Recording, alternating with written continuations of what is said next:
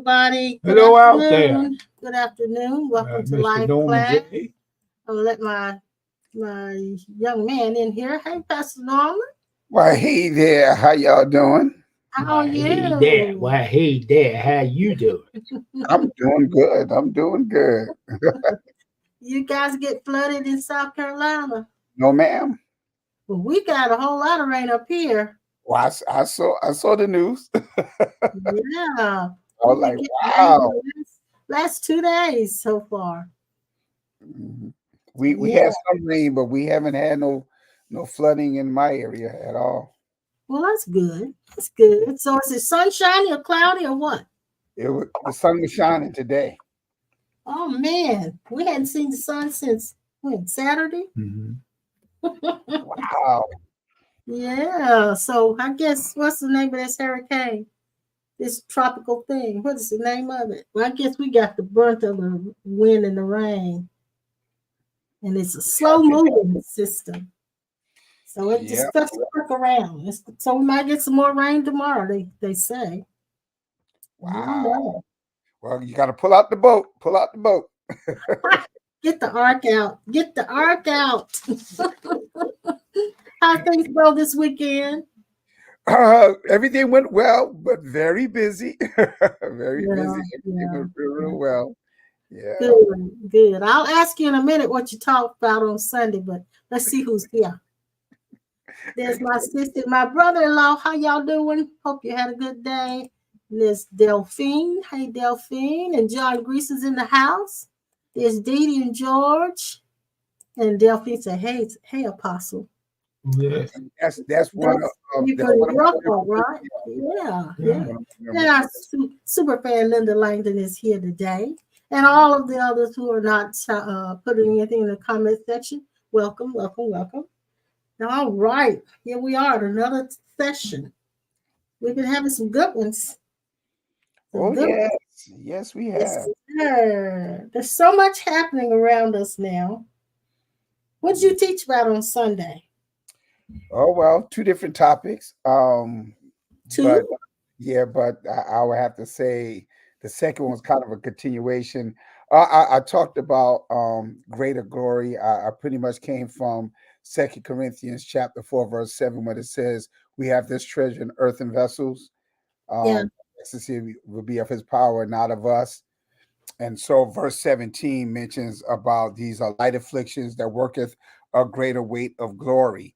And so I explained to them concerning not just glory, but greater glory, and basically things that they are being going through. It's a simply a process for something that's greater. And so I gave several examples of individuals that were going through things in scripture, and the end result was their latter was greater than their former.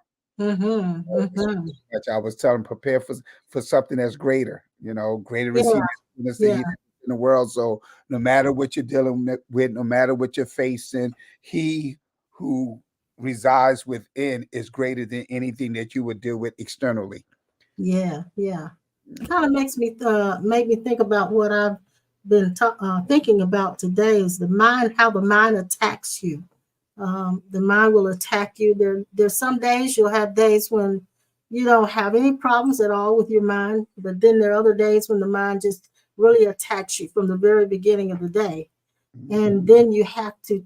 You don't always come out of it, and that's the other thing. You don't always come out of it, especially when your feelings get to snowballing.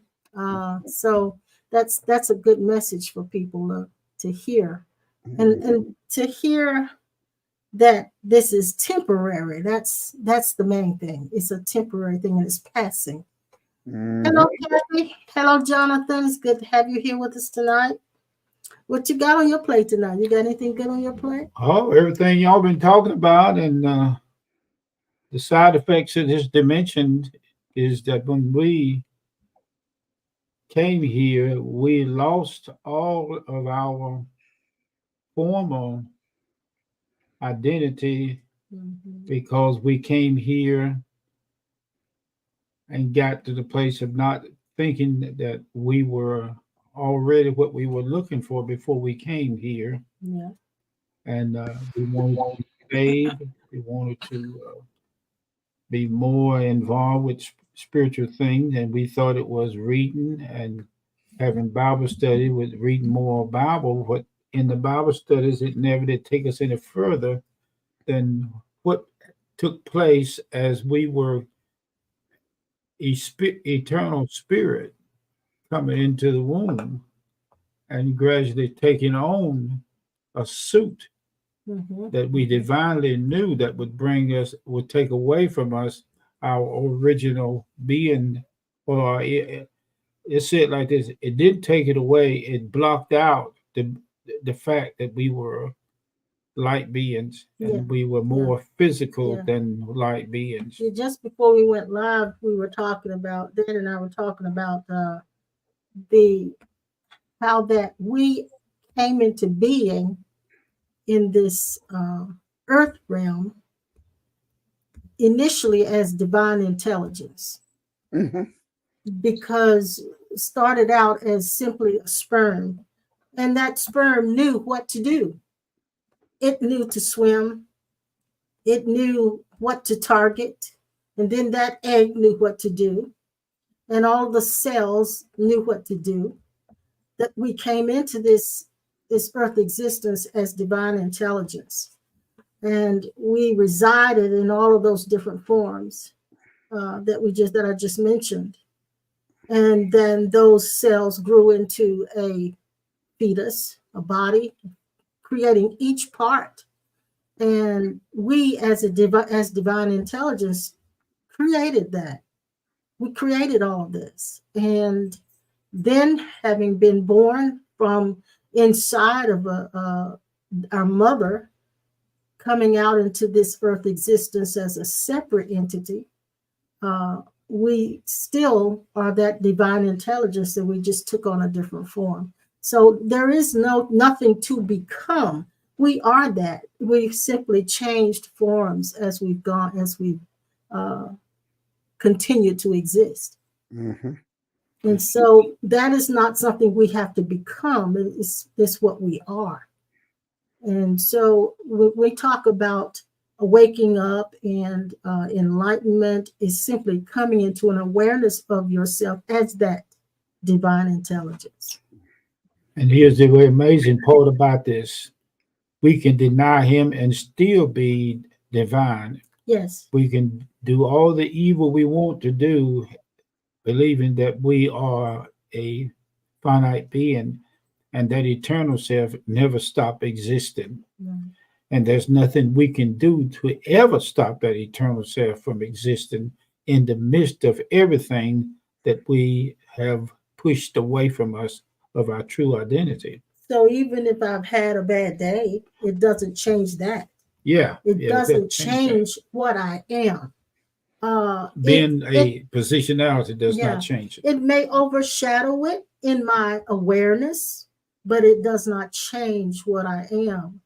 And it can overshadow it. And I was kind of thinking about today, what is a mind attack? A mind attack is when, like for this morning, I had a mind attack. When I first woke up, my mind immediately went to something that could possibly happen that was threatening. It immediately went there. And I mean, it was so strong that the feelings followed suit. And at first I started wrestling with those feelings, but there are some things that give it what I call the act as a stimulus for mind attacks. For instance, and I kind of wrote them down. If you're already having life hardships, that's a stimulus, because the mind is already preoccupied with how to come to some solution for those things. And then if you're having body pain, like my husband's been dealing with, body pain is another stimulus for a mind attack, because the question pops up, why and how to get rid of it. And then the lack of sleep is another impetus for a mind attack. And then the other thing is what could potentially happen that, if you, in the scriptures, it calls the handwriting on the wall. It's what is possibly coming. That's another stimulus for a mind attack. And so some of us have been under mind attacks, and we've in Christian circles we call it the devil.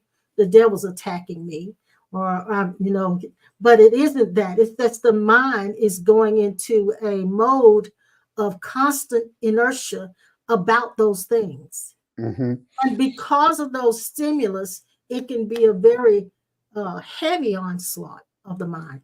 Jesus experienced it in the Garden of Gethsemane when he was threatened with the potential of death, the probability of death.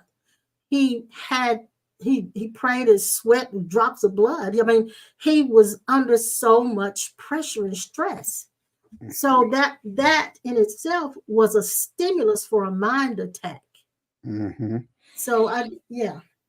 I first of all, I love the fact that you mentioned divine intelligence, especially when we are in the midst of all this talk about artificial intelligence. Oh yeah. And as you was talking about us being divine intelligence, it is amazing how you was even given a description, because even if we just look at our physical body and all the Mhm. components and the different systems that our Mhm. body actually possess, they Mhm. are all functioning without our assistance whatsoever.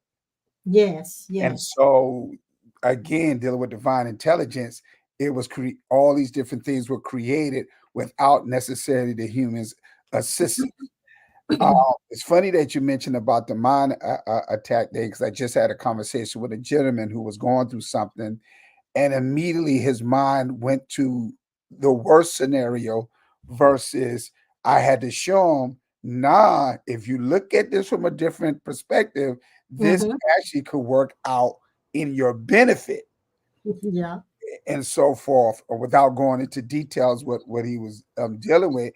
And so I was explaining to him concerning the mind, how humanly we always think the worst before we think about the best outcome. Paul understood that in his writings, because he didn't demonize everything. Mhm. Even in Second Corinthians chapter 10 verse 4, or we're starting verse 3, he said, though we walk in the flesh, we do not war in the flesh, for the weapons of our warfare are not carnal, but they're mighty through the pulling Mhm. down of strongholds. He didn't say the devil, he said strongholds. And Mhm. so the simple definition for stronghold is that thing that is dominant in your thinking, the Mhm. thing that Mhm. you focus on more than anything else. And so when we keep assuming the worst outcome, that becomes a stronghold that Yeah. we need to eventually bring down and bring it into agreement to our divine self, or who we really are. And so, as you was talking about the stimulus, for some reason, I was thinking about a virus, like with a computer. It is Mhm. programmed to operate a certain way, but then when there is a virus, it causes everything to operate in another way or become dysfunctional. And so Yeah. I thought about that with our minds. There are certain things that come in like a virus that cause us not to think the way that we originally was thinking according to our divine identity. Yeah. Yeah. And I like what Linda says. I like what Linda says because it is true that like thoughts attract like thoughts. And so if the and so this is the other thing. We think we're thinking the thoughts, but we're not the one thinking the thoughts. So if I asked you right now, any of you, what are you going to think next? The mind goes absolutely silent It Mhm. does. because you are not the one that's thinking. That is the thinker, and Mhm. it is not you. And so I like what Linda says, like thoughts attract like thoughts. So if there is a story running inside your subconscious, there's a thought that will be attracted to anything that comes through the transistor, because the mind is just a receptor. It will catch that thought. And you remember Jesus said, take no thought. Mhm. It will reach up and catch that thought. And when it catches that thought, it will then begin to entertain that thought. So I like what Linda says here. But John says this, and I can totally relate to what John says. He said, "Yep, I've been having those back attacks, mind attacks, and Mac attacks."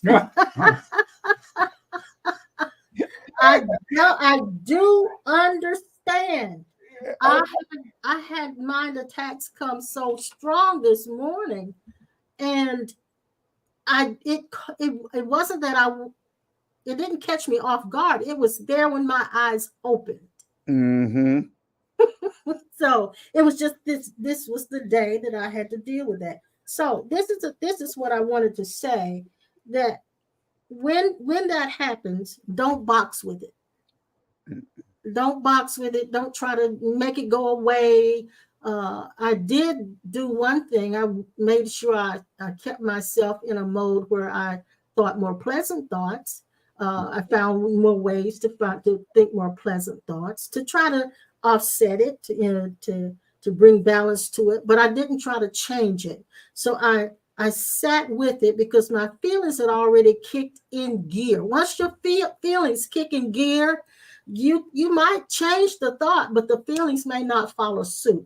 And so you have to ride them out. You just simply ride them out, but remain observant and let them run. And eventually the inertia will die down to a degree. And you'll find your clear spot in it. But don't judge what's happening and don't buy into what's happening. That's my advice for those of us who've been under mind attacks. And I thought about this when it's like an immune system. We have to become immune to the thoughts that come in. Mm-hmm. So how does a child, and I don't know a whole lot about this scientifically or medically, how a child develops an immune system. But I do know there's certain things that they inherit through and by the mother that gives them a degree of immunity.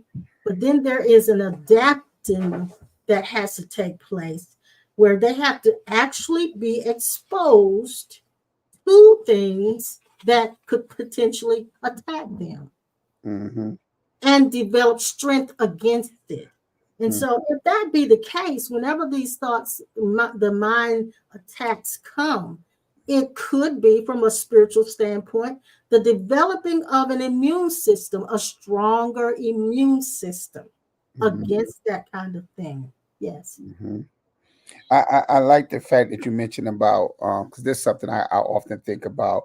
You talk about the baby, and of course, it's still yet a mystery on even how an embryo begins to develop, how bones begin to form within the mother's womb, and all these different things and stuff. But you know, we when we talk about giving birth, we talk about giving birth to the physical aspect of the being itself. But what really gets me is at one point is the spirit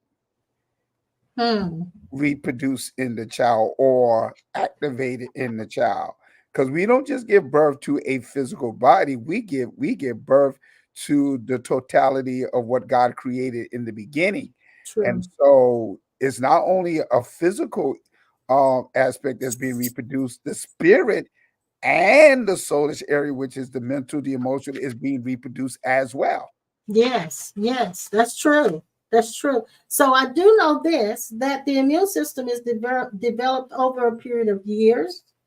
There is what they call a rapid response system, is when there's something that the part of your immune system kicks in immediately, but then there is the adaptive part where it is by exposure. And for instance, like our dog, for instance, versus a dog that's lived on the streets, who hasn't been what's the word? I almost said humanized, but Yeah, you domesticated. That dog can eat out of trash cans and still survive. Not this dog. When she eat the wrong thing, she immediately gets sick. So it because of the lack of exposure, her system hasn't been exposed to certain things. So then when it is exposed to it, it isn't able to handle it. So there's adaptation by exposure. that is built up inside of us. So some of us have had the same thoughts go through us for years. And so our immune system has been exposed to certain things. And so that should have helped us to develop some kind of immunity. But in many cases, we have not. We've made them a story. I like that, Mom. Because again, even dealing with the COVID virus or any viruses, because we was taking shots. We had to have certain shots before we even started school back when I was coming up. And stuff. I still have the mark from it. Yeah, me too. The immune shot. And so, but again, when we take those different shots, we're being introduced to the virus to build our immune system. So when as you talk about the mind and even things that we deal with in life, a lot of those things are being introduced or we're being exposed to it so that we can eventually build an immune or a defense against it, that it will not affect us in a way that will be destructive. Yes. So what takes place in the immune system, it develops ways to combat that it sees as a threat. So combative methods begin to be set up, programs in the immune system to ward off certain things. And so in the mind attacks, when they come, there are certain strategies we can use that will help us to manage that. And it's different for each person. What will help one person may not help the next. But that's where we've often said getting out into nature. And now in one thing today, because there was so much rain, I couldn't get out into nature. So I couldn't use that. So there are all kinds of strategies we can use. It's difficult to, when you're going through a mind attack, to pray with the mind, because the mind is what's attacking. So that's where you can fall back on your prayer language, if you know how to do that, and pray in the spirit and bypass the mind. And that's what you do a whole lot. You bypass the mind. So there are a lot of things that can be done, and I'm not going to go into all of that today, but those strategies are built up, just like in our immune system. There are programs developed that will combat those things that come in. Now, Linda said this. She says, when we know what we don't want, it's how we know what we do want. The contrast is important. Yeah. Exactly.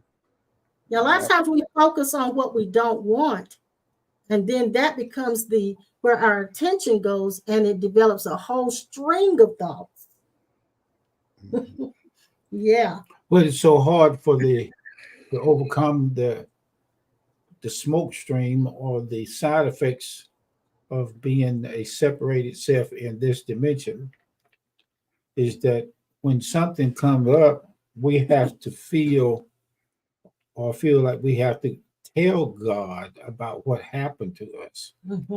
And what God did was remove that to where he was us inside this body.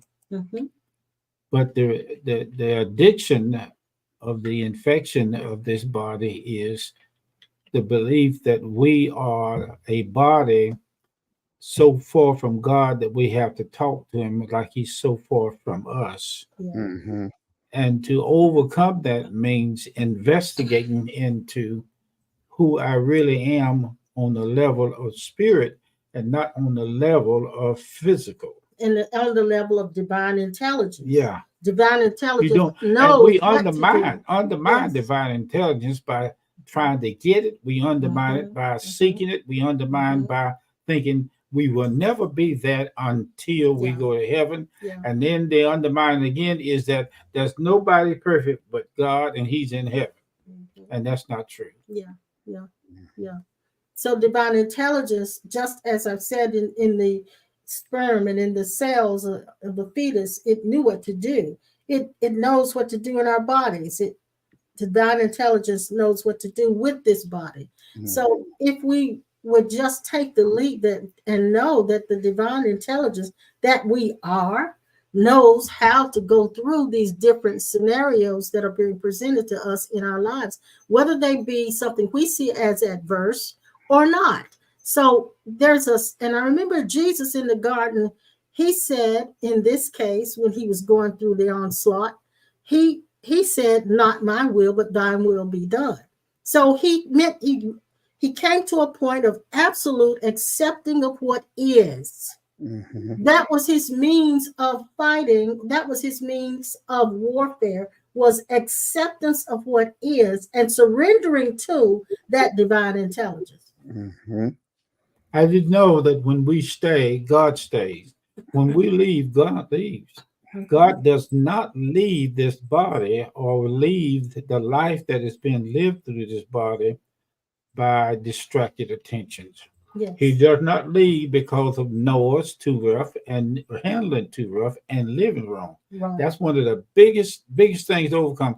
We think that because we drink, live in drugs and smoking and dipping and what do? We think God is All of no them is bears. huh? All of them bears. Yeah. All of them bears. Oh You yeah. said smoking and drinking and whatever we do. I said all of them bears. Yeah, then, yeah.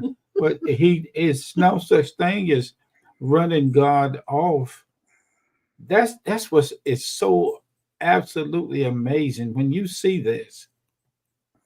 That automatically shifts you to a much higher dimension. We think that higher dimension is when we start talking more and quoting more of scriptures and Bible and talking about spiritual things. That has nothing to do with moving to a higher dimension. But when we wake up, start waking up to the fact that we are actually Him Mhm. with or without a body, and we've never been anything but Him. Mm. Jeremiah 1 and 5 explains it all. Jesus made a statement here. He said,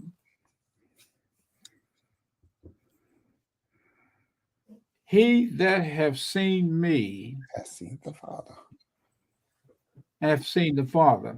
I am the way, the truth, and the life. No man cometh unto the Father but by me. Meaning this, if you finally realize that Christ is your real self, then the Father is your real self. If you realize that Jesus was here 2,014 years, 40, whatever years ago, 24. 24, whatever, then you were here then.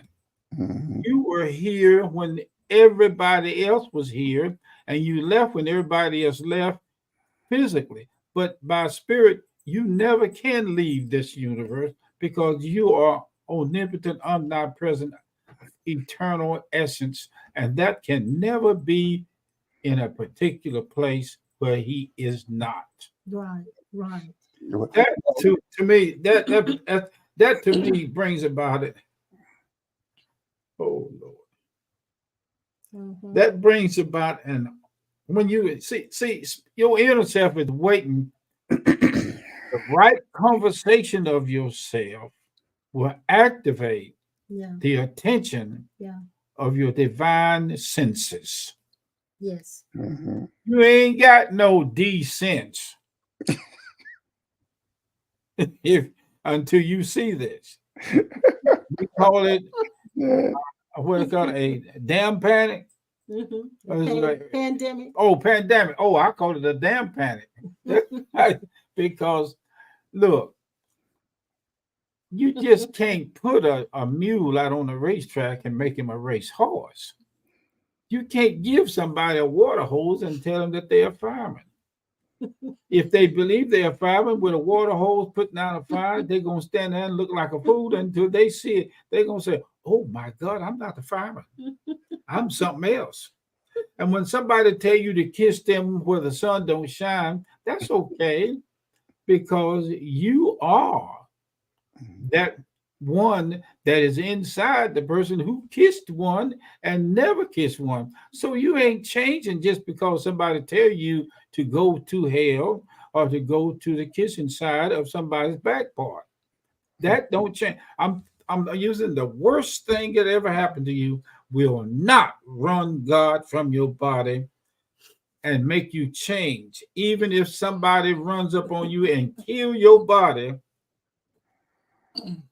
He has not changed your identity. Exactly. That to Now, me is awesome. yeah, and I wanted to, Linda has given us uh, what we've heard a lot of in the non-dual teachings. Um, if the body is a concept in the mind, it makes it easy to understand spiritual healing. And for those who haven't yet seen that the body is a concept, that there would be no way for them to see this as a dream. Um, so it would be difficult. However, this statement she makes is true. So if the body is a concept in the mind, it makes it easy to understand spiritual healing. It's a change to the dream. If we exist outside of the mind, subject to germs and etc., then miracles won't occur. That's a very true statement. Hmm. However, there are quite a few of us, and I'll say us, who have not yet seen that the body is a concept, who have not yet seen that what they are is beyond the body and the mind and the feelings.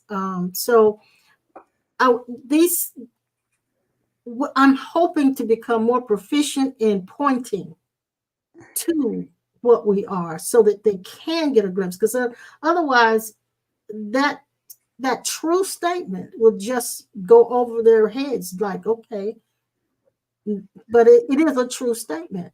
The body is a concept in the mind.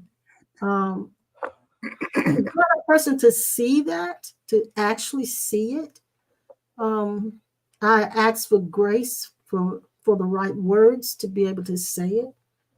Sometimes I feel like I have the words, and sometimes I feel like I don't have the words to say it. But I do know this, that what we are as divine intelligence is beyond the body, because it is what leaves the body. It is what enters the body as a fetus, and it is what exits the body when at the time of death. So I know that we are beyond the body. And so in order for a person to see that, I'm not sure how to get them to see that. Well, most people believe in an afterlife.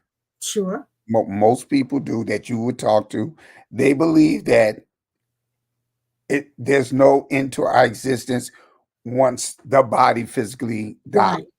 And Right. so, with knowing that, okay, going back to Paul, to be absent from the body is to be present with the Lord. So, if we understand there's something greater, and there's more to this existence than just the body itself, then they have some awareness. They may not have been totally enlightened, but they have some awareness of of the divine intelligence. And so Dad made a statement that I wanted to read this when it gives a definition concerning divine intelligence. It is the capacity to display the virtues of omnipresence Mm. everywhere at the Mm. same time, Mhm. omniscience, conscious of all conditions, Mhm. and omnipotent, the ability to change any event. Wow. And Well, so that is not just a description of God, big G, like we would say in religious circles, but that's actually given explanation of us as well, mhm. because there could be no artificial intelligence if there's no divine intelligence. And so Yeah. who's creating the artificial intelligence right now is the divine intelligence, which is all of us at one time. And Yeah.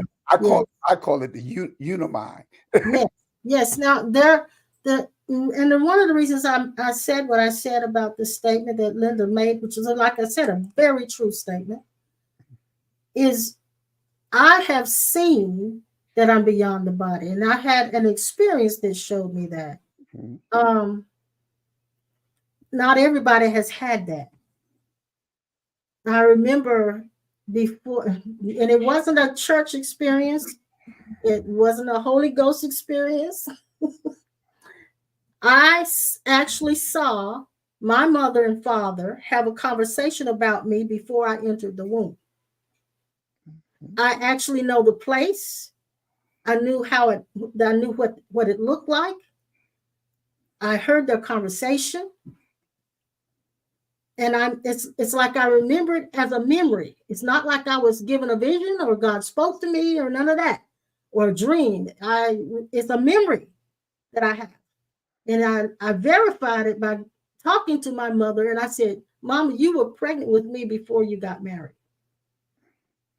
Because I heard their conversation. And she said, nobody knew that. Nobody knew it. And so it was verified for me. So I know I lived before I was in the body. I lived outside my body. So I was existent as what I don't know, as what I now know is the divine intelligence. That same divine intelligence. It is what saw the whole event and knew what was happening and could come back and tell her years later when I was an adult what took place. So I had that glimpse that let me know my body is simply a concept. It's what was formed for me to enter and to live in this earth existence. So having that understanding, I have given my body a certain level of importance, but it is not all important.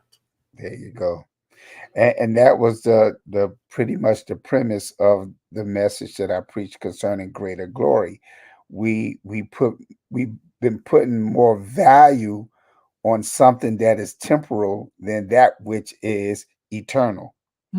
We spend so much of our time trying to satisfy and to appease something that is not going to last versus just staying in a state of eternity and so forth. And that was the purpose of the concept, what the message that I was preaching concerning greater glory.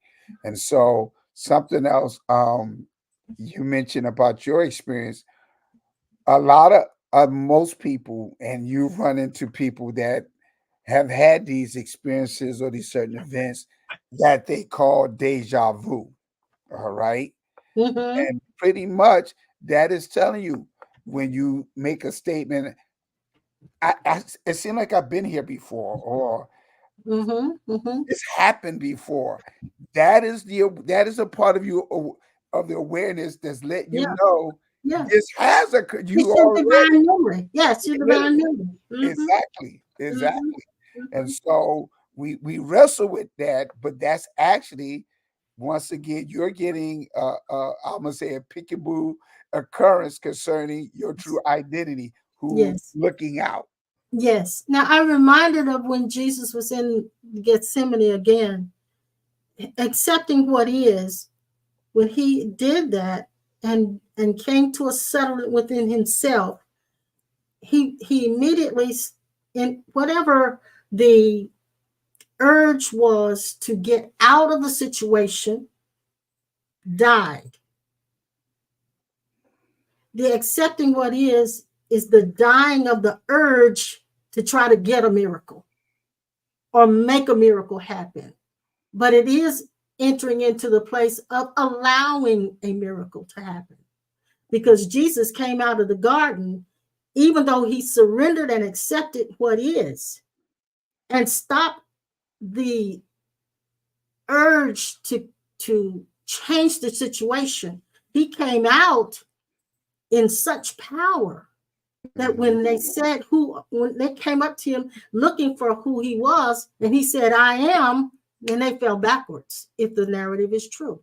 So he came into the understanding of who he is by accepting what is, letting go of the chase of making a miracle happen or having a miracle take place, accepting what is, and letting life present itself to him the way it wanted to, knowing that he had that power, the I am power, all the time. The I am power never changed. And that's why we need to really understand the true assignment of Jesus at that time. Uh, Again, because we just twisted a lot of different things and made it more about religion than what actually was occurring. He came to reveal to us Mhm. us. I'll put it that way. Mhm. If I can say it that way. That's I true. mean, again, if we go through the narrative, in the beginning was the Word was with God, and the Word was God. Verse 14, he became flesh and dwelt among us. He was trying to reveal that same thing to us, because he also mentioned that he would be the firstborn of many brethren. So when he was talking about the firstborn of many brethren, he wasn't talking about a natural birth. He was talking about the coming out of the dream. He came to deliver us out of the illusion, out Yes. of the false Yes. identity, or the wows that we battle with every single day. And that's what he was coming to show us who we were as himself. So And when then we, us. yeah. So when we talk about this world as a dream, or this whole thing is a dream, I often say to people, it's hard to hear that, but you can say, I say it like this. I try to soften it just a little bit, because some people say, don't tell me that what I'm experiencing is not real, because it's very real to you. But it's a dream in the sense that nothing here is permanent. Nothing here lasts. Everything here passes. Everything. So it is a place of illusion, because everything passes. And not only that, but the world I live in is totally different from the world you live in. And that's why you see things differently than I see things. So everything's by our perception. So everything is an illusion in that sense. But if I'm like what John said, he's had a back attack, or he's had a back attack, mind attack, Mac attack. And Mac attack. Yeah. I can't say to John, that's a dream. That's real for him. That's very real for him. That's very real, the pain that you feel. It's very real. But it is real in the sense that it is passing also. But It's passing. if we could ever get to the concept that we are creating those worlds that we chose to live in. We created our world We for chose sure. our own experiences. We have chosen our own Mhm. outcomes. And so because I made that choice, no one can come in and tell me that this ain't Yeah, this yeah, is not I created this reality. yeah, Yeah. definitely. Linda said this, and Linda, you my husband can relate to this. He says, in my dream, she says, in my dreams at night, I talk to people, I see, I hear, I touch, I taste, I experience many things. Boy, do you ever. This dream experience happens only in my mind while sleeping, yet it is as real as the waking state. Sometimes more real. Sometimes more real. Yes. I talk to people on the other side in my sleep, and she wakes me up and said, "Would you please be quiet?" Yeah, I woke him up last night. He was talking and he was just talking and moving his hands and everything. I said, "Baby," he said, "Oh, okay." And I said, "Okay." And I said, "I'm talking to some people right now," but I stopped. Yeah. But I have had, oh Lord, I have had some of the most amazing grace experience. I go to the tooth pulling doctor, and the two nurses coming out, and I The talk to tooth them. pulling doctor. Yeah, teeth pulling doctor. And I had a tooth pulled in the top. That thing cost over $1,000. Yeah, it did. But I talked to the nurses about what happened to me and where I was going to see them again. And going out the door, they said, "Please come back. We want to finish this conversation." And when I go to the store, looking like I am now, Wearing your a Christmas hat, hat. yeah, people stop and speak to me and tell me what they want for Christmas. And some of them come by with children, and I stop and have a moment with them, sometimes with tears. I am living as the Christ self, some of the most amazing moments in every place I go. Somewhere they say, "Can you stay?" I'm talking to a lady that's over right at a 100 years old in the audiology doctor's office. When I came out to leave, she was standing there. She's so tiny, so little. I had to talk to her. I talked to two ladies coming in that was from Greece. So, and I had a chance to tell the younger one about what was going on in her life with her mom. And I have people who said they were coming online tonight. The lady over 100 years old, she was so tiny, and I had to stop and talk to her about the virtues of God in her life and what He has done. And her son told me that the other week she had given up. And are you there? I see you looking down. Oh, I'm here. I'm And You've got other people yes, listening. man. and I'm so, tuned in. yeah, I know. But anyway, I have touched and hugged the people and the love that the Christ self is. Then I realized 2,000 years ago or more, I was in a crowd of people and everybody was around me. And a lady who had an issue of blood stood within herself talking to me and not knowing that she was going to run up on me in this crowd, that if she could touch my clothes, she would be made whole. And she walked up and she did. And I felt within myself what happened to her when she touched my clothes. The energy and power of my God identity left me in my body and went into her, and she was completely made whole. I had things like that happen to me many lifetimes and many. And when I interpret who I am in Christ as the eternal self, everything that Jesus experienced from Galatians 2:20 all the way through with the Pharisees, Pilate. I've seen Pilate. I met him in person. I talked to him. But this is in Christ. I I totally can speak in first person about this now because I know it's a truth. Mhm. Lord have mercy. It is so real that when I talk to people, I know that when I look in their eyes, I'm looking at Him. They think I'm looking at them. Yes, I am looking at them, but it's a Him, them. And the Him, them is Him, then. When I see or talk to anybody, I can hear and see the eyes of God looking at me from inside of them. I have no doubt anymore that I know Jesus. I know Him as people. I know Him as people. I know Him as y'all that I talk to online. Mhm. Oh God, this thing. I want so much to be able to be in a church. The great mystery of God is unveiled to me. And it is so absolutely beyond words to describe. I can only have tears that would bridge the gap. And they don't say enough.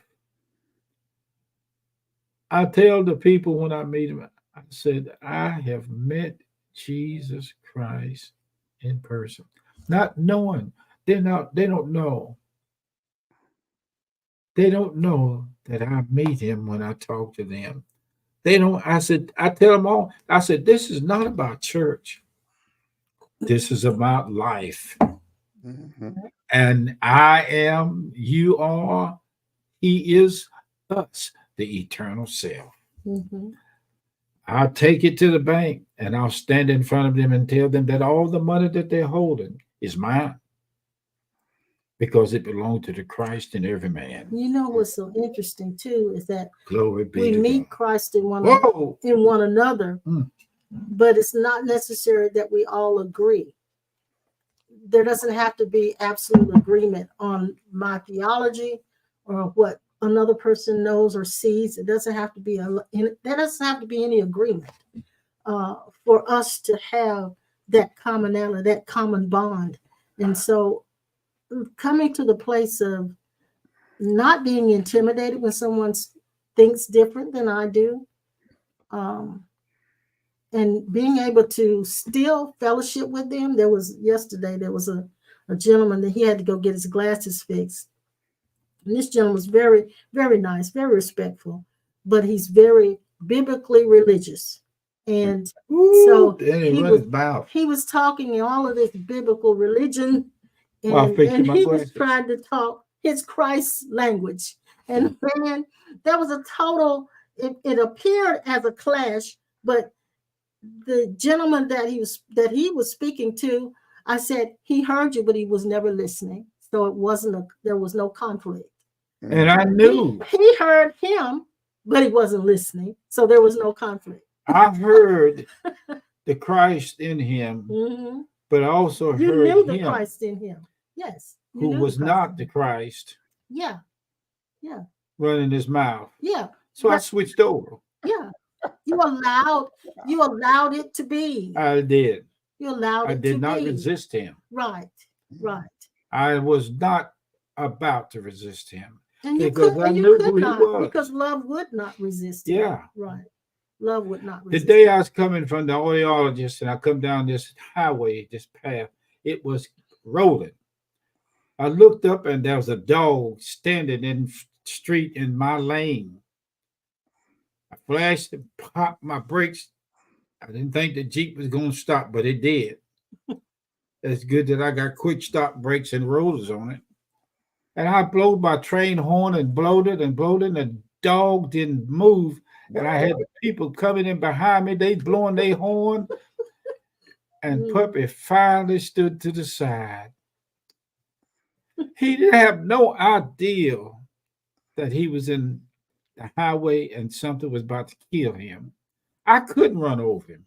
I couldn't. I could have. If I did, if he stood still, I wouldn't have touched him, but the car behind me would have tore him up. Mm-hmm. So I stopped. And I got ready to open the door and look, he had moved over to the side.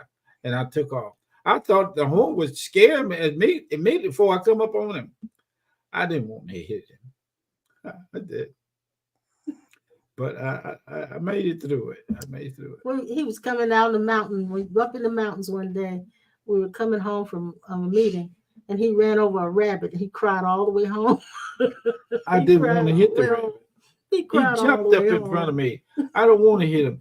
I hit a dog one time when I started driving, and he got stuck up under the car. And one thing you don't want to do is reach up under and grab him, because he will bite the stew out. Yeah, of he you. will. He will. But he come out. My God, did he come out? I was so glad. But he come out running. Yeah, yeah. So the next day or so, I went back to the lady's house and I said, "Your dog run up under my car." And he was under there biting the A-frame, just tearing it up. And he was mad at that car. And I said, "Is he okay?" She said, "Yeah, he made it through it." Probably shocked him real Yeah, good. it scared him. Now, John's asking a question. I don't know if we can address it or not, but I wanted to let him know that I saw it. He says, "Did we really create all these things?" Yes. And he gave Jeremiah 1:5. Yeah. That's what I was pulling up in Genesis 11 to kind of respond to that, because I saw it earlier when he put it up there. But we are if we speak in the area of separatism, we are considered co-creators. Yeah. And so forth. But according to Genesis 11, it talks about how we are one, and it's not talking about unity, it's talking about operating as one. Yeah. That God himself said, because man was one, that whatever they imagine, it will not be restrained from them, which means they will be able to create or accomplish whatever they wanted to create. That's true. That's true. But because, again, of the state of thinking, when we talk about being evil and trying to dominate or separate from God, like Lucifer got himself in trouble with the eye, he confounded them to the point that they could not have the same language or communicate with one another, which caused them to separate or to scatter. Yes. And so again, we in the way of understanding, we are co-creators with God. Yeah. And like you said, in the language of separatism, that's exactly right. But then if you jump over into, there's not a right or a wrong. I don't want to make sure that we know this. Some of us believe that our thoughts create everything. but there are thoughts that come into my mind that I did not even ask to come into my mind. There are thoughts that enter my mind that I did not invite.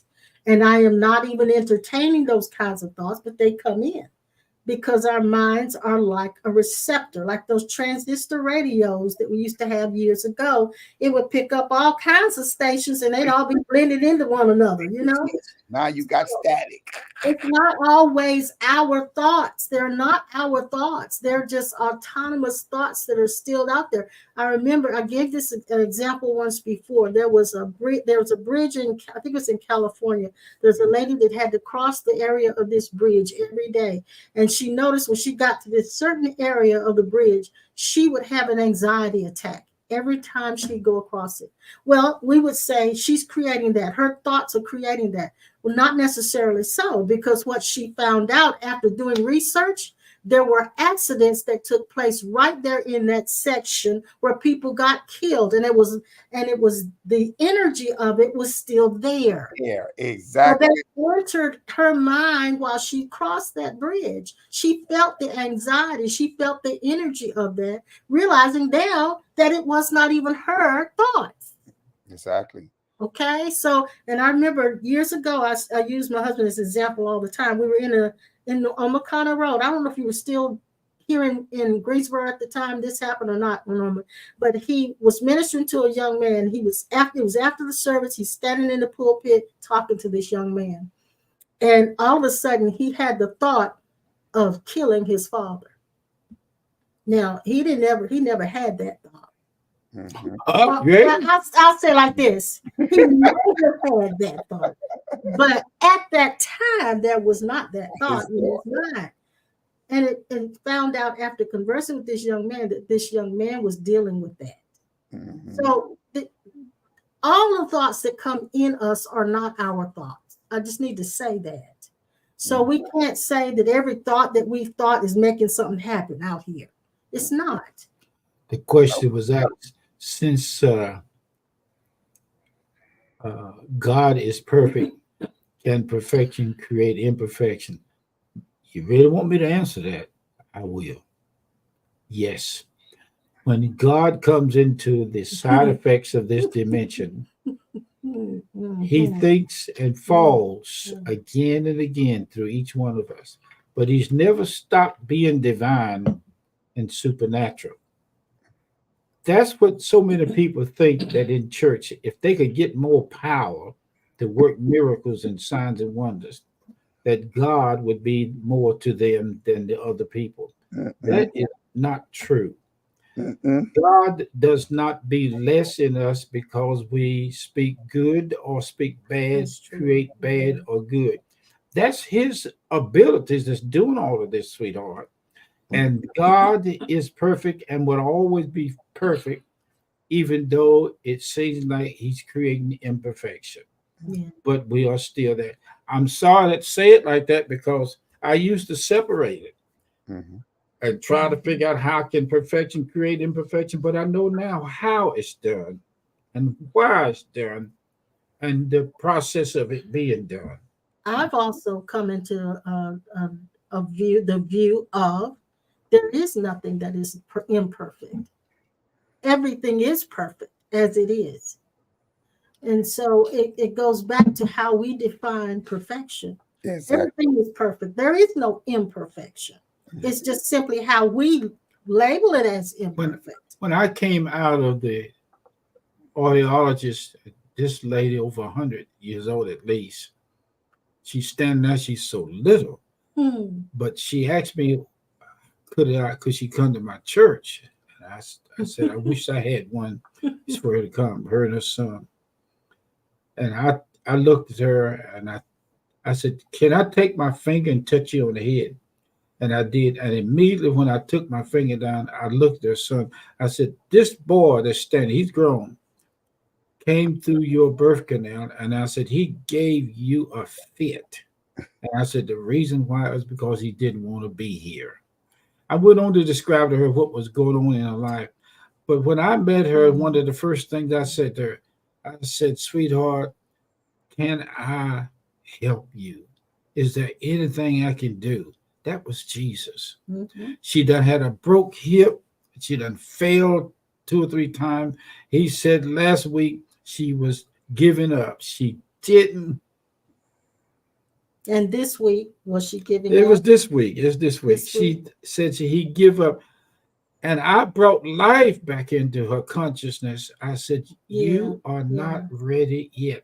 I said, if you were, you wouldn't be standing here talking to me. Right. Mm-hmm.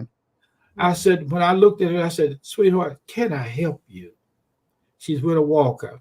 I said, one thing that would help you if you had one of those walkers like I got, where you put your arm in like this and stand up and walk. I said, it would take the weight. How much weight she got? You look like you weigh about a pound.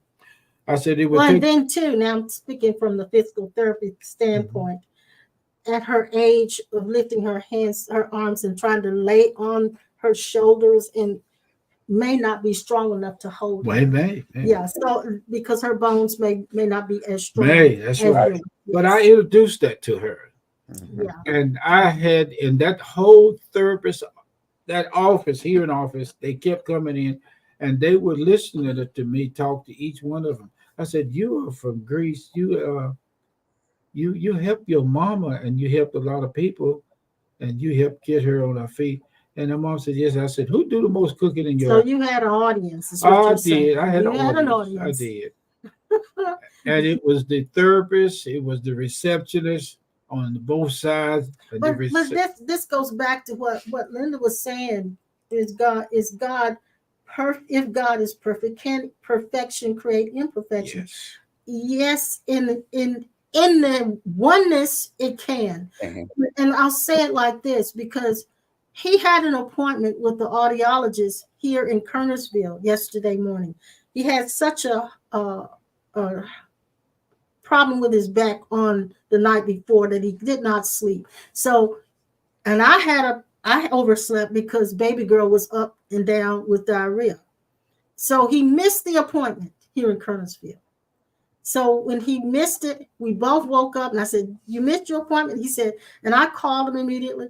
And then he said, I'm just going to go over there. Maybe they'll see me and work me in. So he went over there here in Kernersville. He got there and they could not see him. But they said possibly High Point could see him. Mm-hmm. High Point, they didn't even call High Point. They said it would be better for him to just walk in. So he drove from Kernersville to High Point, which is a good little distance if you're already loopy or whatever. So he drove to High Point, and this is where he had these encounters. I had to meet them. Was it a perfect situation that he missed his appointment and couldn't get worked in? Yes. It was perfectly imperfect. I love that. Perfectly imperfect. That's exactly right. And I went and I had to meet all of these people that I talked to. You had to save that puppy dog's life. Yeah. That's when you can say that was divine.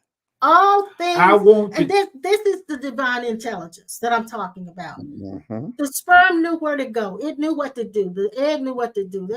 Divine intelligence knows what to do. Our mind is not always in on it.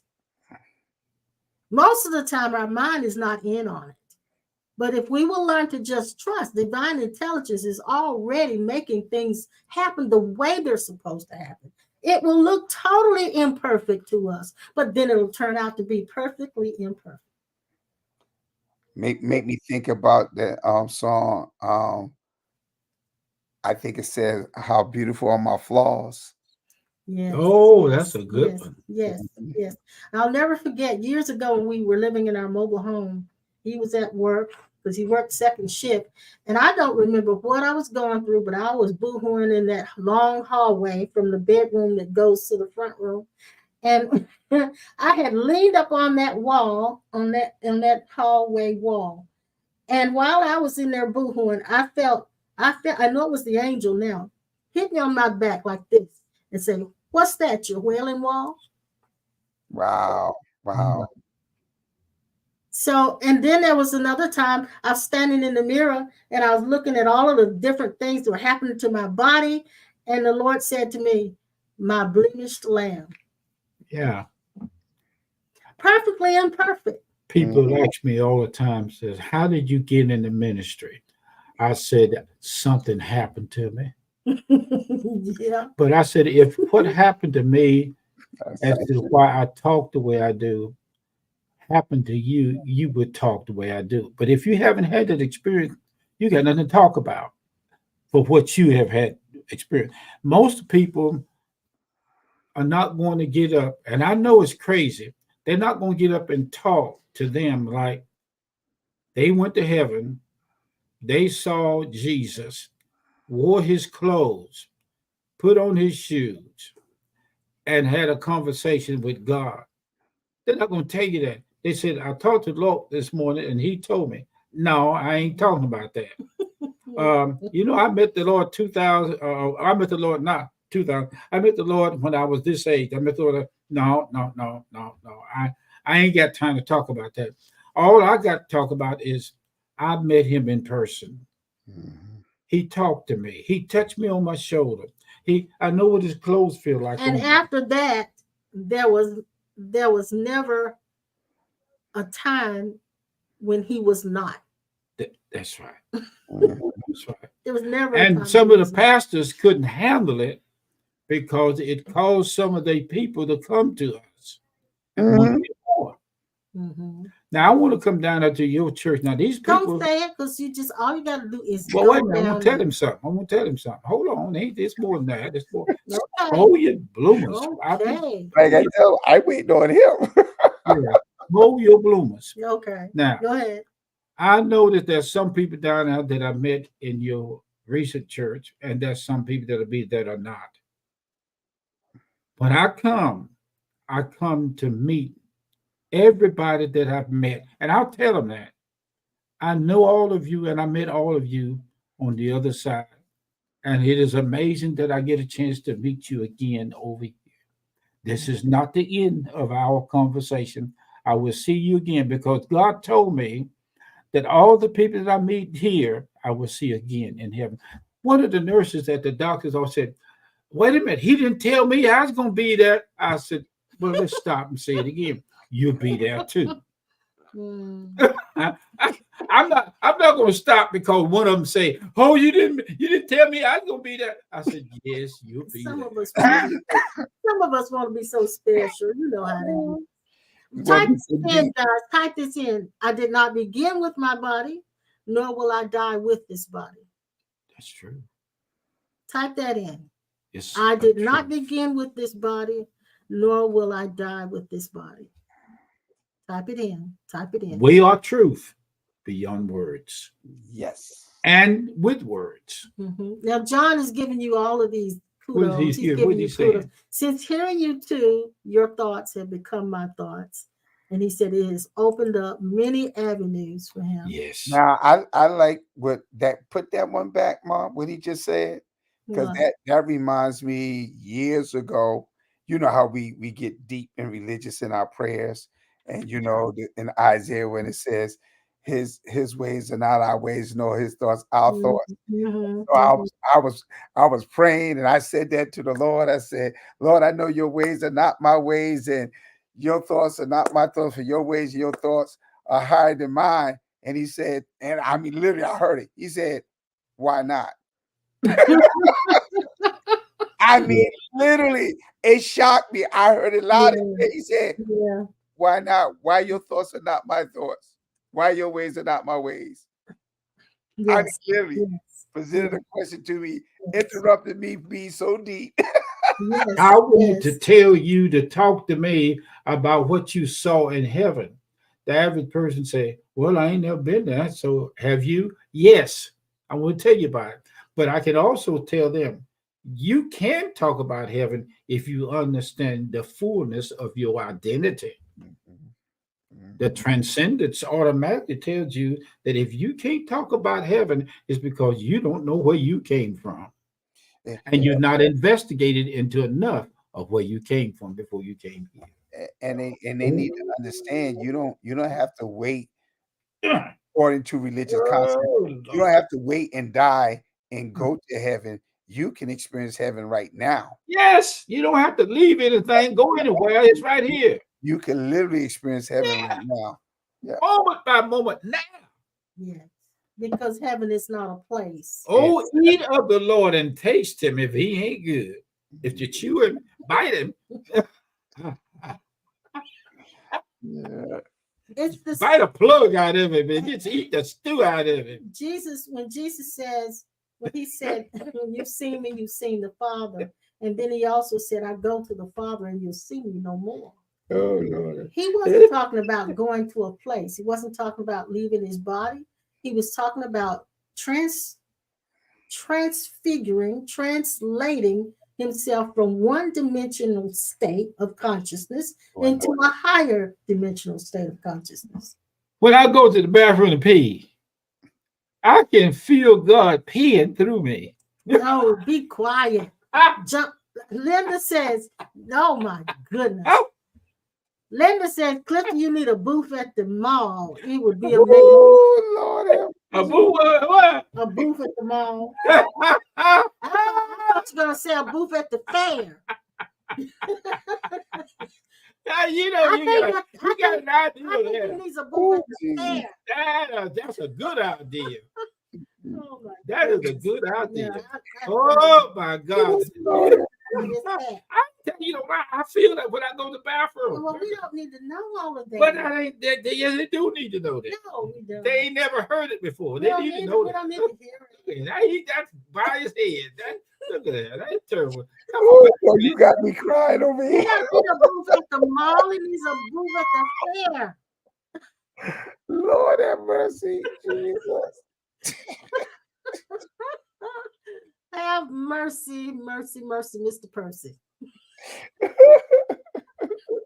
Oh, Lord. when I get up at night and walk around here You're in the going to tell house. me some more. You're going to tell us some more. Yeah. God is walking around through this house. John said, yes, guess their weight. Who said that? John. At the booth at the fair, you guess their weight. I tell him how God had gas and that had to be That is funny. Hey, God have to. I told him about that the audio play. I said, look, I have a place that need to be rested. Yes, they said, what you talking about? The restroom. No, it needs to be arrested. That's what it needs. Arrested. Mm-hmm. We have gone over time. Can you tell? We have gone over time because it's now getting kooky. Look, we thank you for coming to see us tonight and listening to our jibber jabber. Hope you got something out of it. I told my wife. Speechless. I told my wife, Pastor Norman, we saw this truck coming up the road in Greensboro, and it was a Porta John truck, and it was loaded with Porta John. I said, baby, that go to toilet on wheels. See it rolling right there? I said, you never seen a toilet. I didn't say that. I said something. I know. I said, you never seen a toilet roll like that. Yeah. So God is in everything we do. Linda said, okay, a booth at the end of the driveway. I do. I have people stop at the end of the driveway and wave at me in the car. I know that to be true. John says going up in the algorithm. But my people stop here from the neighborhood and talk to me with the garage door open. That's because we're so colorful. They come by their cars and they wave at them. I see them in the store. They say, we wave at you. I said, when? One of my neighbors said, I just get a kick just being around y'all. I said, okay. Yeah, that's what he said. Yeah, she said. Great laughter.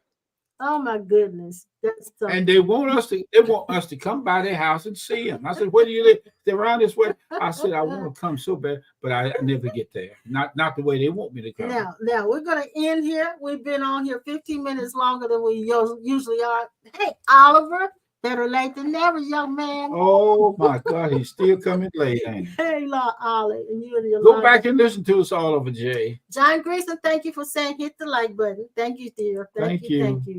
And I think Jill usually puts something in the comment section. She must be either out of town or something. So I'm going to put up here how to give in case you don't remember. And I know you do. I'm going to also put up how to give to Pastor Norman. I think I still got that in there somewhere. Yeah, I do. There it is. Y'all pray for me. Okay, pray with me. Pray for this man. Pray with me. Gotcha. If he sets up a booth, he's gonna pray for me because I need to go to Walmart and get those underwear specials. Listen, don't start. The one that got low mileage. I gotta tell Linda about this. Linda, you talking about setting up a booth at the end of the driveway. When he goes out in the garage, he has his sewing machine out there where he makes all of his pants and his hats. And he sits out there with the garage door up and waves at people because we're on the corner. So they have to see into the garage when they turn the corner. So he's sitting out there like he's in a parade, just waving to people. And some of them stop and talk to him and all of this stuff. It's literally at the end of the driveway. Yeah. Mm-hmm. So I know I have a good time when I'm there. He does. I missed shaking people's hands and all that stuff and talking to them. I missed that. And I'm hoping that before I get to be 100. Well, when are you going to set up going down to Pastor Norman's? That's what I want to know. When? Yes. Oh, he had to call me and we'll talk about it. He said he's ready. Well, he'll come and get me. You want him to come and get me. Oh, so he wants to come and get you. Okay. For now. Okay. If I drive that far to get you there, Jesus will be stopping every station you in the bathroom. Well, it ain't gonna be no different if we come and get you. Gonna be the same thing. So he'll have to drive and get himself then, and he'll have to pee himself in every on the side of the road. Please stop talking about peeing and gas. Well, Jesus has problems. Talking about that. He's having a problem. They don't need to hear that. Well, they need to know that he's having a problem in them too. Oh. They just ain't saying it. They too holy sanctified. I'm not even going to respond. Well, you have it through you. You just don't talk about I watched him in the bathroom many times. Washing his face, brushing his teeth, brushing his hair, fixing his hair, taking a shower, the whole 9 yards.